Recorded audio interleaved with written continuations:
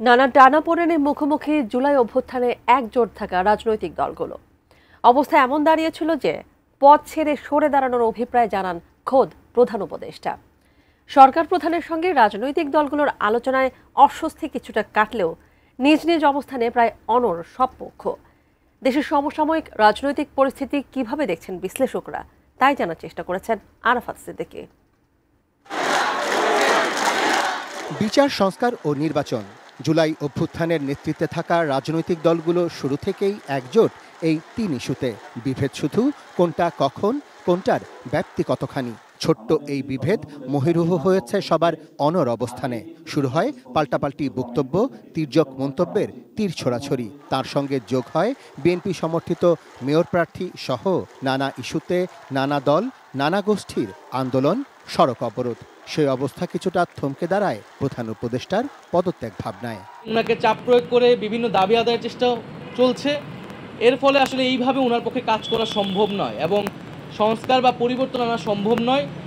তো সেই জায়গাতে উনি হতাশা ব্যক্ত করেছেন। তারপর গেল দুদিন সরকার প্রধানের সঙ্গে বৈঠক হয় ছাত্র জনতার অভ্যুত্থানের অংশীদার প্রায় প্রতিটি রাজনৈতিক দলের সঙ্গে, যেখানে প্রধান উপদেষ্টার প্রতি আস্থা জানিয়েছেন সবাই, কিন্তু খুব একটা সরে আসেননি নিজ নিজ অবস্থান থেকে।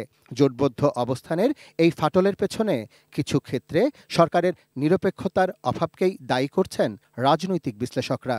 যখন বিএনপি এবং জামায়াত দেখা করতে চেয়েও 4 দিন ধরে দেখা করতে পারেনি, তখন একজন নাহিদ ইসলাম অবারিত সুযোগ পেয়ে যান ভেতরে এসে। উনি ডিক্লেয়ার করেন প্রধান উপদেষ্টা পদত্যাগের কথা ভাবছেন। যখন তারা রাস্তায় আন্দোলন শুরু করেন তখন সিটি কর্পোরেশনের গাড়ি গিয়ে তাদের উপরে জলবৃষ্টি করে যাতে তারা ঠান্ডা থাকেন। আর ওই একই ছাত্ররা যদি জগন্নাথ থেকে আসেন তখন তাদেরকে গরম পানি মেরে দেয় যাতে তারা ঠান্ডা থাকতে না পারে।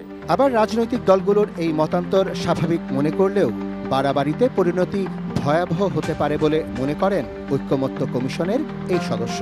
যদি কাদা ছোড়াছড়ি হয় কিংবা একে অপরের প্রতিপক্ষ হিসাবে ওই যে এমন অবস্থান নেয় যেটা যে পরিণতিটা এটা ভয়াবহ দিকে যেতে পারে, এটার কোনো ইতিবাচক ফল আনবে না, বরং এটার পরিণতি হবে ভয়ানক।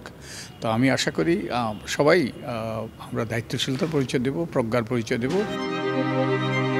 আর তাই কালক্ষেপণ না করে প্রয়োজনীয় সংস্কার, জুলাই অভ্যুত্থানে হত্যাযজ্ঞের বিচার এবং সুষ্ঠু নির্বাচনের মধ্য দিয়ে গণতন্ত্রের পথে দ্রুত উত্তরণের বিকল্প নেই বলে মনে করছেন বিশ্লেষকরা। Arafat Siddiqui, ATN news, Dhaka.